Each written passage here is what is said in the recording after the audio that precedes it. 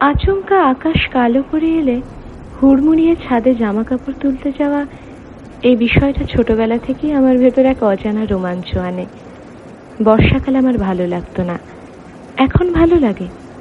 বাবার ছাতাটা তুমি মাঝে মধ্যে ব্যবহার করো আজকাল, আমার নিশ্চিন্ত বোধ হয়।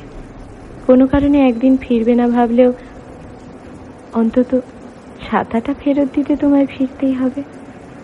খুব তাড়াতাড়ি ছাদে পৌঁছে জামা কাপড় নিয়ে ছুটতে ঘরে চলে আসতে পারলেই ব্যাস। কিন্তু মেঘ ঘনিয়ে আসা চোখের আড়াল হয়ে গেলেই সব ভিজে একাকার।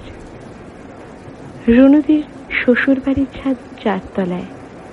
একতলা থেকে অতখানি দৌড়ে যেতে যেতে বৃষ্টি এসে যায় বেশিরভাগ দিন। এখানে এসে রুনুদি বৃষ্টি নামার আগেই সব শুকনো জামা কাপড় তুলে আনে ঘরে। সঠিক সময়ে আমি সঙ্গে গেলাম সেদিন। বহুদিন পর ছাদ অবধি পৌঁছানোর আগেই ঝমঝমিয়ে বৃষ্টি, ভিজে একাকার হলাম আমি আর রুনুদি।